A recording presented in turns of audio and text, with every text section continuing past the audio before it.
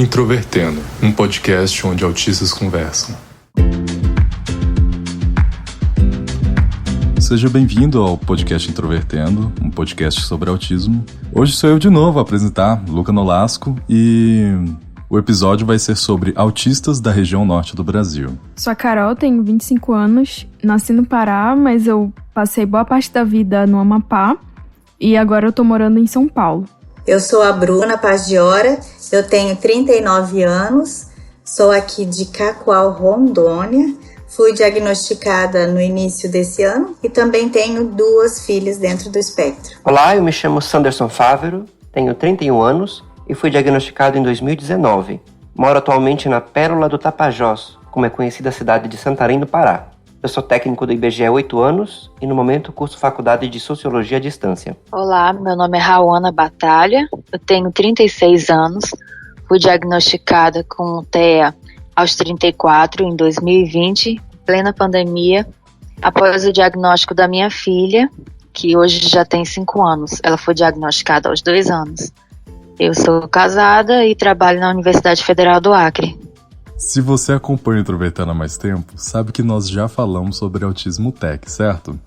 Se ainda não sabe, é um hackathon que tem como objetivo aumentar o protagonismo e a empregabilidade de autistas por meio da tecnologia.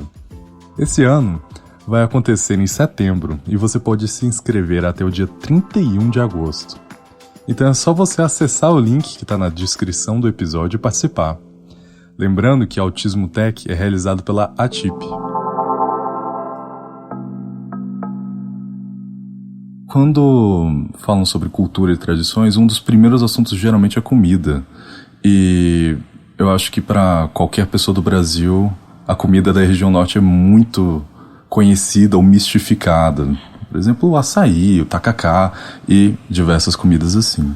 Vocês chegaram a ter alguma relação especial com a comida do norte, onde o autismo estava envolvido? Questão sensorial, questão de hiperfoco em comida? Eu sou nascido em Santarém, mas eu passei a minha infância parte no Paraná, parte em Goiás, retornei ao Pará aos 11 anos e residia numa cidade do sul do Pará chamada Novo Progresso, que foi fundada por pessoal que veio também do sul do país e é bastante ligado à cultura do Mato Grosso. Então, até 2014, eu vivia em Novo Progresso, vivia no Pará, mas com o pé fora do Pará por conta da interação cultural com o sul e com o Mato Grosso. Então, quando eu voltei para minha cidade natal, Santarém, há 9 anos, foi que eu tive o primeiro contato com a cultura paraense. E a primeira vez que eu provei alguns pratos típicos daqui, como o tacacá, para mim, é o tacacá que é uma delícia. É feito com tucupi, com a goma da tapioca e com uma planta chamada jambu. Então, a primeira vez que eu provei o tacacá, a sensação é que eu estava tomando vinagre fervente. Foi uma sensação ruim. Uma senhora amiga minha, muito querida, disse que eu iria provar ali pela primeira vez o melhor tacacá de Santarém. E como eu não consigo esconder as minhas emoções, por mais que eu dissesse que eu estava gostando, ela percebeu que eu não estava. A mesma coisa com açaí.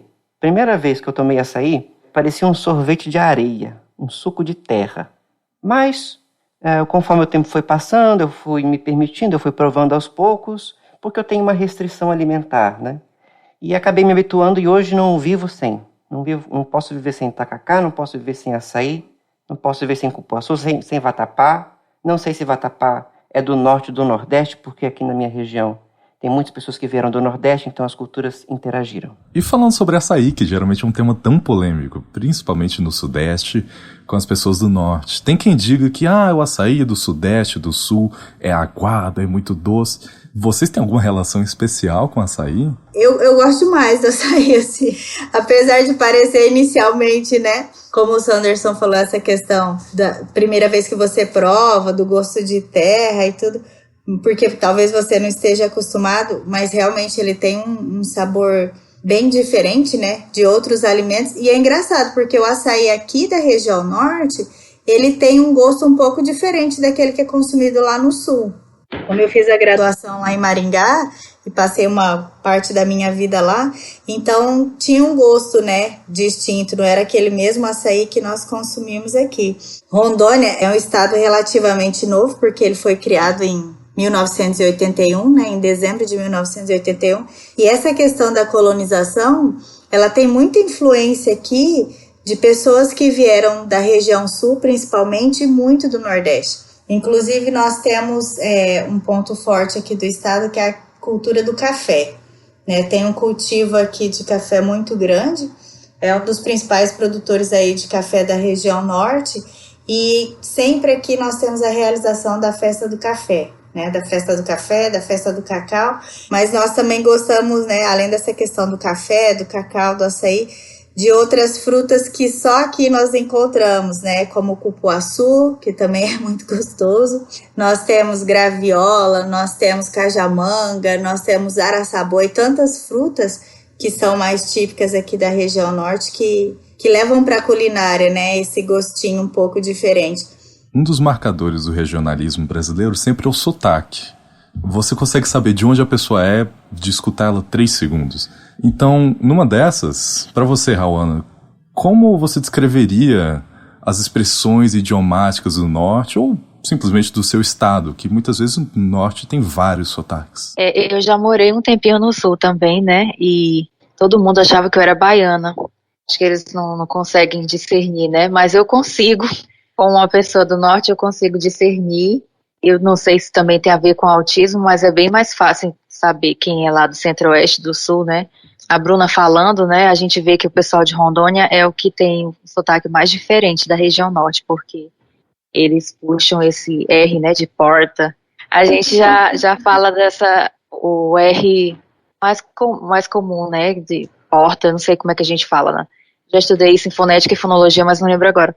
Mas a gente tem mesmo expressões bem parecidas, né?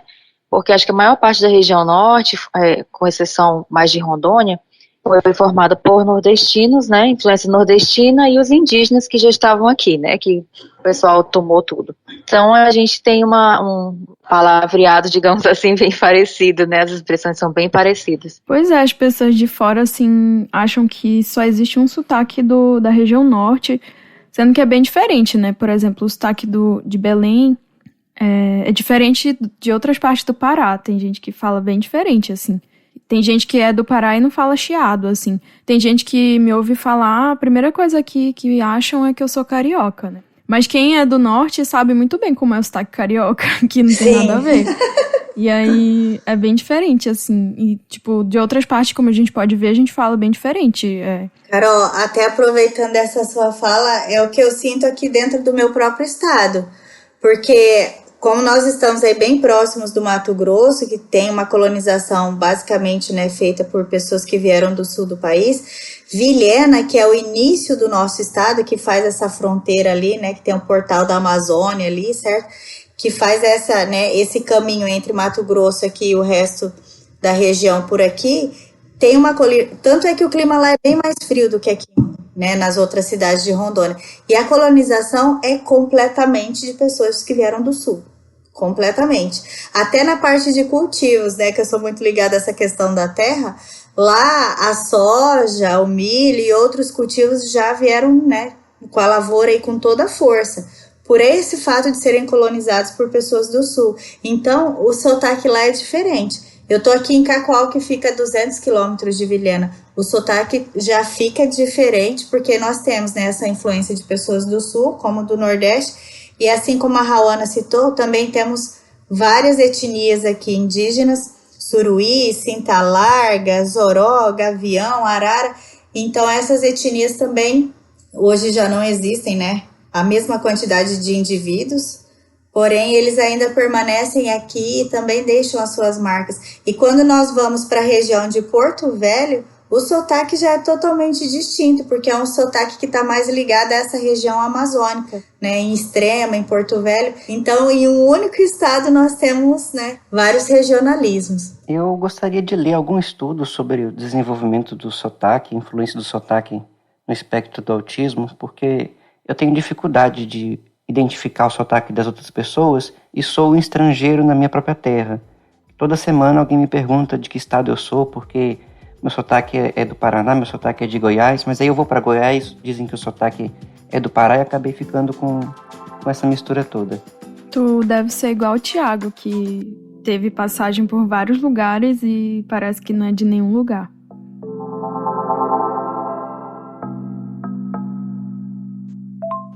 Oi, meu nome é Oriana, eu sou psicóloga, sou analista do comportamento. Eu atuo com pessoas com autismo há mais ou menos uns 12 anos. Sou autista, moro e atuo na área do autismo aqui no norte do Brasil, mais especificamente no Amapá. Queria aproveitar a oportunidade para parabenizar o grupo Introvertendo pela iniciativa e pela disponibilidade em prestar informações tão esclarecedoras e tão importantes sobre neurodiversidade, mais especificamente sobre o autismo para toda a comunidade e para o público em geral. Acho que o trabalho que vocês estão fazendo é muito importante e tem feito uma diferença muito grande para mim e tenho certeza que para muitas outras pessoas por todo o Brasil. Parabéns a vocês. Como a gente havia abordado, a própria Carol trouxe mais cedo, acham que o norte é uma coisa só e que é um sotaque só. A gente sabe que não, norte são vários nortes. Cada estado é uma coisa diferente. O Tocantins é extremamente diferente do Amapá. Cada estado tem a sua cultura. Mas assim, vocês que já conviveram com pessoas de outras regiões, quais foram os estereótipos que vocês viram e tiveram que conviver sendo pessoas vindas do norte brasileiro? Eu acho que uma coisa que as pessoas me perguntavam muito, ou então davam a entender, é que a gente do norte é como se fosse uma sub-raça. Então a gente é menos evoluído, a nossa comida é exótica, né, para não dizer estranha. Então é como se a gente fosse inferior. Quando eu estudava também, fazia faculdade, mestrado também, que eu viajava, né, para os congressos, e a gente vê que é a mesma coisa que eu estudava aqui na UFAC, era o que eu ouvia nos congressos, mas dava a impressão, as pessoas olhavam como se eu fosse um bicho exótico mesmo, assim, sei lá. E aí a gente sofre muito preconceito, né? Quando começou aquela brincadeira, o Acre existe, né? Nossa, eu ouvi muita piada dessa situação de o Acre existe. O Brasil é tão rico, a região amazônica é muito rica, o Acre também é. E as pessoas parece que se concentram ali no eixo, né, do Brasil, parece que só existe São Paulo e Rio. Esquecem que a gente tem uma culinária muito legal, tem uma cultura, né, depois acho que talvez a gente fale, né, das lendas, dos mitos, é muito interessante toda essa riqueza que a gente tem. Eu acho que é muito interessante isso que tu fala, porque dá pra entender um pouco desse trajeto que as pessoas fazem mentalmente, né? Por exemplo, só tem indígena na região norte. Então, indígena não é gente. Logo, não tem ninguém na região norte. Então, cria-se a ideia de que é um grande vazio, uma grande massa, que a Amazônia não é habitada. Então, desconsideram todos os outros fatores da região, como a cultura, a culinária, a ciência, porque as pessoas acham que não existe ciência, que ciência é só aquilo que está catalogado por um homem branco que chegou lá e catalogou. E mesmo universidade, as pessoas... Nossa, universidade na Amazônia é uma coisa assim meio distante do imaginário que as pessoas têm sobre a região. Apesar de Santarém estar completando 361 anos de fundação, Santarém é considerada por muitos historiadores, a cidade mais antiga do Brasil, porque quando o padre jesuíta Bettendorf chegou em Santarém, ele foi enviado por padre Antônio Vieira, já existia em Santarém naquela época 6.000 habitantes, quando os portugueses chegaram aqui. Na mesma época, o Rio de Janeiro tinha 1.500 habitantes. A cultura da nossa região amazônica, ela tem mais de 10.000 anos, sítios arqueológicos, cerâmicas, um universo para ser estudado, para ser conhecido. Então, ouvindo a Raona falar, eu fiquei até em silêncio e respirei fundo, porque realmente, sempre, né, com essa questão da ligação com a própria riqueza de fauna e de flora que nós temos aqui, o resto do país tem aquela crença que nós caminhamos por árvores, né, no meio da floresta, sem roupa ou com pouca roupa, que seria uma coisa assim muito estranha, abraçado com onça. Então é uma coisa um pouco diferente daquilo que realmente nós vivemos aqui. É que a região norte ela foi muito explorada. As pessoas vieram para cá para explorar. tanto as pessoas, né, os povos nativos, quanto as riquezas que a gente tinha, exploraram a borracha, exploraram tudo o que podia fazer e levar, e aí abandonaram as pessoas que ficaram, né? Alguns poucos vieram depois tentar as plantações, como a Bruna falou, né? Aqui em Rondônia, aqui no Acre vieram paulistas, por exemplo, na década de 70, tentar agropecuária, essas coisas, mas as pessoas enxergaram tanto a riqueza da região norte, mas para explorar, não para cuidar das Exato. pessoas daqui, né, da cultura e etc, e para manter também. Então, a gente que está aqui é como se a gente fosse sobrevivente e procurando visibilidade, né, para o que a gente tem de bom e que a gente faz parte do Brasil, embora não pareça, né, a gente faz parte do Brasil. O acesso ao diagnóstico na região é muito difícil. Existe um baixo número de profissionais e um altíssimo número de pessoas não diagnosticadas. Então, para vocês, como foi a experiência disso? Assim, foi algo demorado? Foi algo difícil? Foi algo que vocês nem tinham informação? Como foi? A Giovana, ela foi diagnosticada com 2 anos e meio. Hoje já tem 5 anos. E a partir da descoberta do diagnóstico dela, que até então, com relação ao diagnóstico de crianças, o estado tem um número interessante, né? Falando aqui de Rondônia, de psicólogas e neuropsicólogas principalmente que fazem essas avaliações. Então a Giovana fez e a partir disso eu comecei a estudar muito mais. E aí é quando você vai se auto-identificando. Eu falei, nossa, mas tá falando de mim, né? Eu sei, eu vivo isso aqui diariamente, então era tudo isso que acontecia, eu não sabia. E eu fui participando de cursos, fui participando de congressos, lendo vários livros, vários artigos aí, e aí eu fui me auto-identificando. Então, quando eu cheguei nesse processo de auto-identificação, eu já vinha fazendo acompanhamento psicológico aí durante praticamente toda a minha vida. Eu fiz psicoterapia em várias linhas diferentes, e a minha psicóloga conversou comigo e disse, olha, daqui não temos mais o que fazer a não ser uma avaliação neuropsicológica para o diagnóstico de TEA com você. Então eu fui em busca do diagnóstico, porém ninguém aqui na cidade, nem no estado, tinha essa experiência para realizar o diagnóstico de uma pessoa adulta.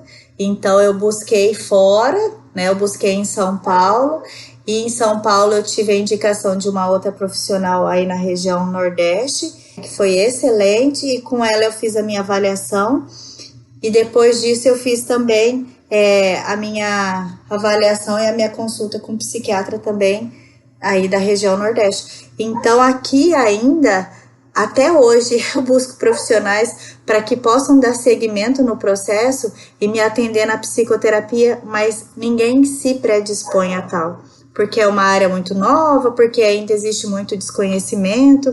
Então nós temos que buscar sempre fora. A psicóloga que me atende é do Paraná, então também é uma coisa que eu tenho que ficar buscando sempre fora.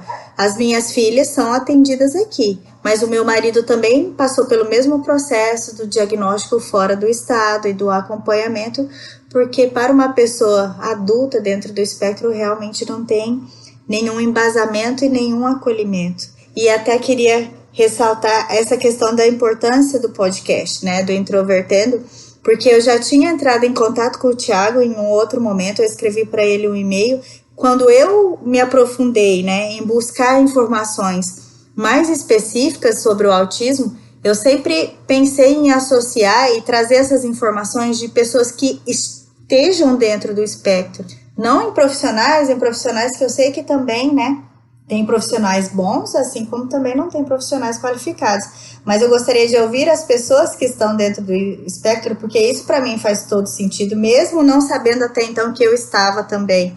E eu achei o podcast aí do Introvertendo no Spotify e comecei a ouvir um episódio atrás do outro, um episódio atrás do outro, um episódio atrás do outro. Inclusive tem alguns deles que falam sobre essa busca do diagnóstico aí já na vida adulta, inclusive do diagnóstico em mulheres, e foi onde eu fui me auto-identificando. Então, desde já eu agradeço, né, esse papel que vocês vêm desenvolvendo aí de maneira brilhante e que vem divulgando informação de qualidade acessível a todas as pessoas, né? Então, foi assim que nós chegamos até o nosso diagnóstico e que realmente é muito difícil. E a maioria das famílias que hoje se encontram aqui, elas não têm acesso mesmo, né? Para crianças que nós temos, sim, ainda alguns profissionais disponíveis, mas somente na rede privada. A rede pública, o SUS, ele não disponibiliza profissionais.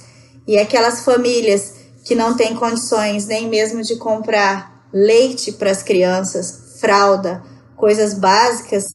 Hoje nós temos um grupo aí de 168 mães aqui só do nosso município e que 80% das crianças estão dentro do espectro, além de outras síndromes raras, né, e transtornos do neurodesenvolvimento.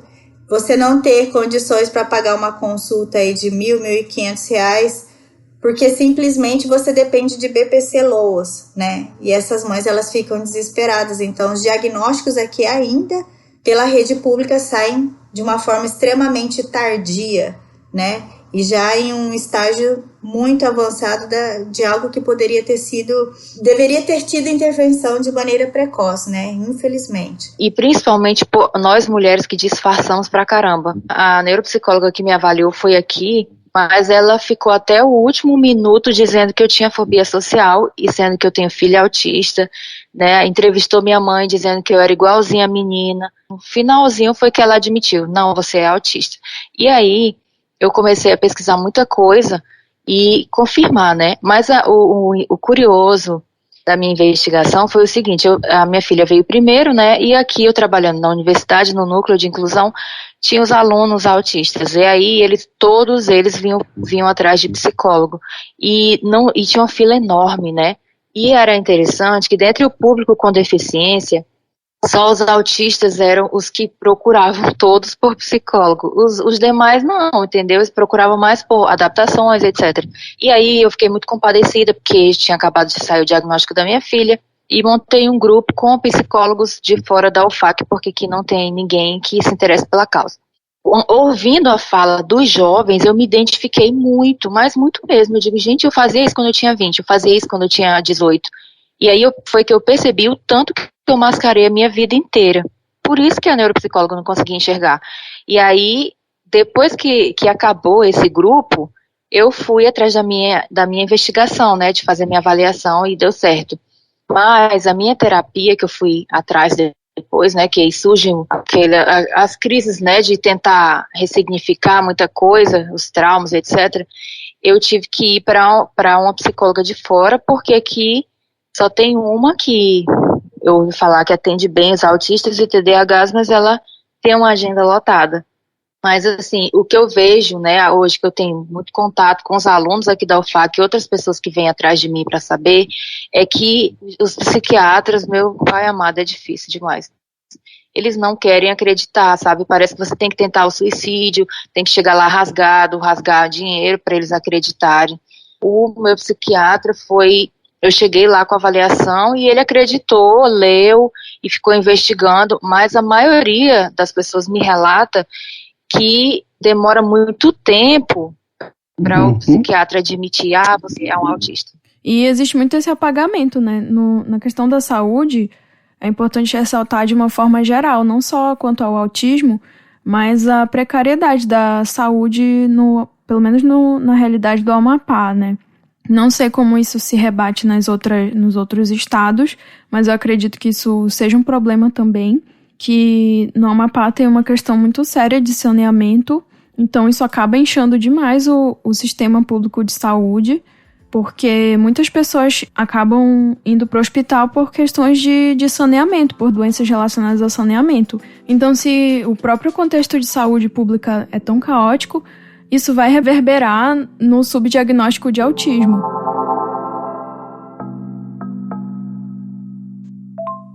Oi, eu sou a Angélica, eu sou do interior do Acre, na cidade de Rodrigues Alves, que é uma cidade bem pequenininha, e eu sou autista nível 2 de suporte. Oi, Introvertendo, eu me chamo Vanessa e moro em Boa Vista, Roraima. Então, Sanderson, tu tinha falado que tu é funcionário do IBGE. A gente queria saber um pouco mais sobre como que é a tua experiência trabalhando nesse órgão público.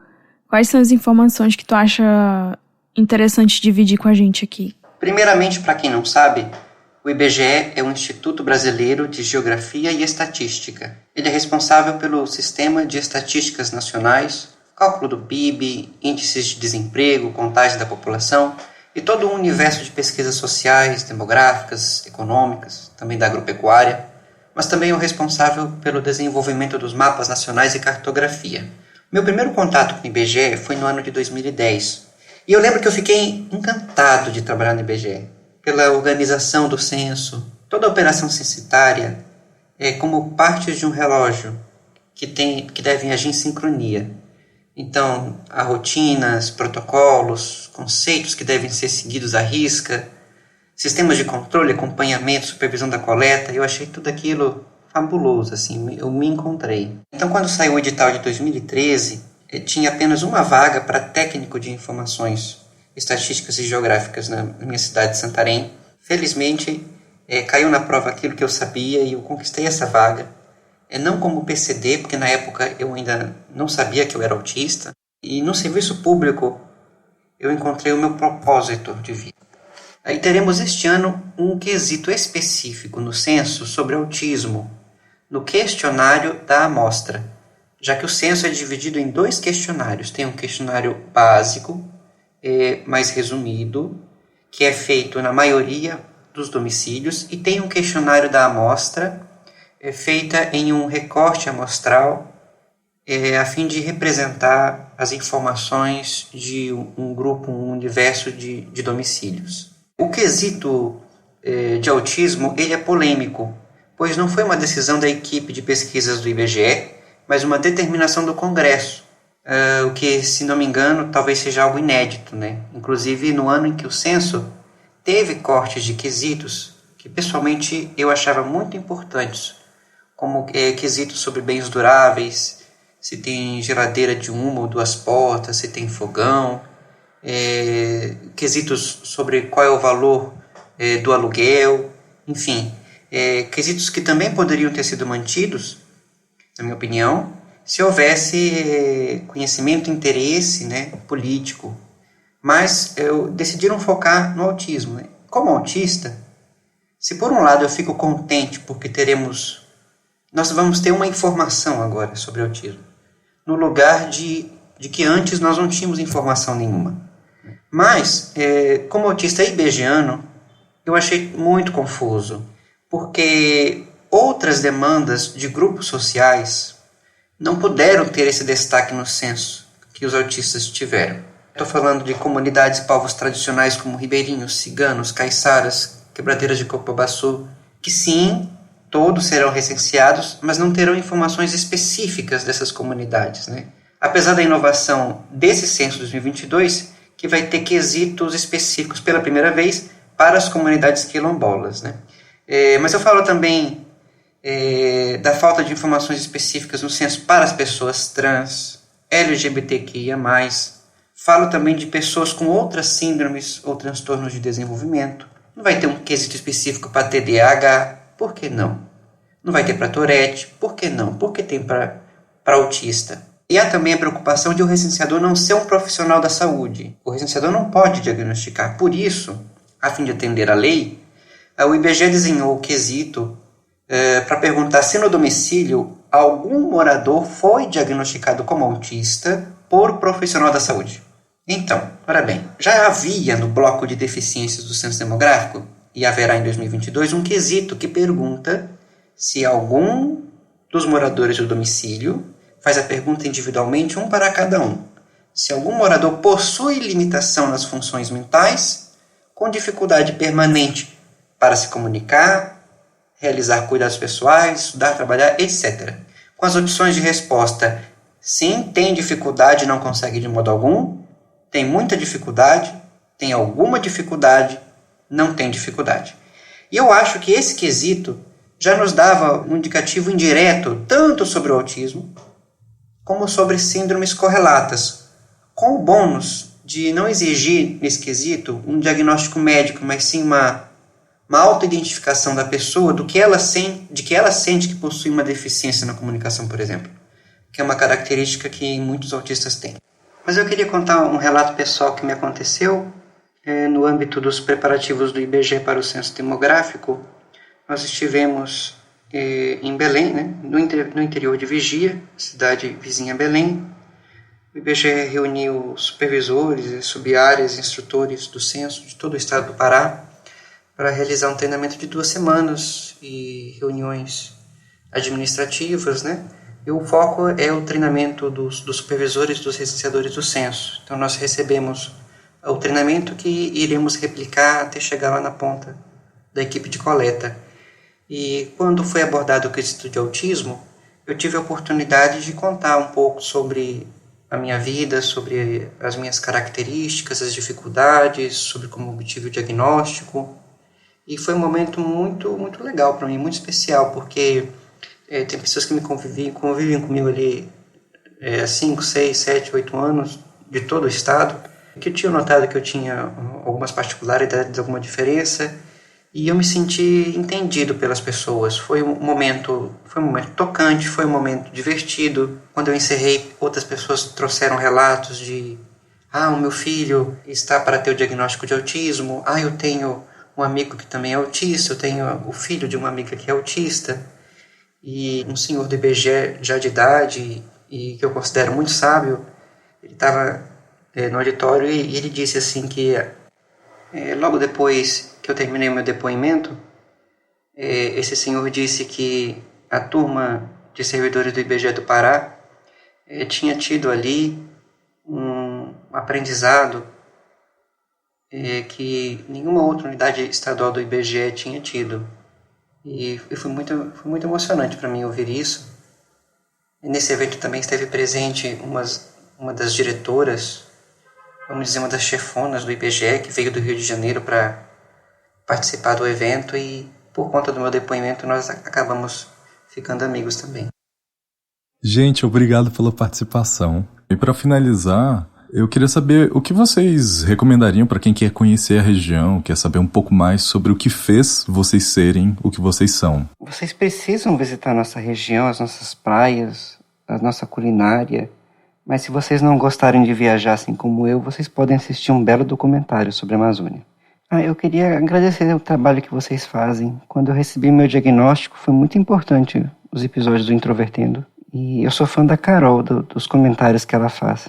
Eu gostaria de ressaltar que venham e que nos conheçam, né? Conheçam um pouco mais da nossa região, conheçam as nossas culturas, a nossa história, né? O nosso patrimônio em todos os sentidos, em todos os âmbitos, e que a partir disso, creio eu que muitos olhares eles vão ser redirecionados, né? Sair sempre daquele padrão, daquela caixa, né? Daquele conforto em apenas ter aquilo que é mais acessível na região que vocês já estão e que conhecem, mas de buscar também, né? Novas regiões para conhecer um pouco mais daquilo que existe aqui na região amazônica e valorizar essa questão, né, das diferenças que nós temos em todo o nosso país. E gostaria muito de um dia poder receber vocês ao vivo e a cores aqui no nosso estado também. Sejam todos muito bem-vindos e muito obrigada aí novamente por todo o material que vocês produzem. Que as pessoas sejam realmente abertas para esse novo, né? Que nós não somos novos, na verdade, né? Mas novos em termos de estado, de federação, mas as culturas, tudo que a gente construiu aqui é bem antigo e é muito interessante. É isso, muitíssimo obrigado por ter escutado e até a semana que vem com um episódio sobre Nordeste.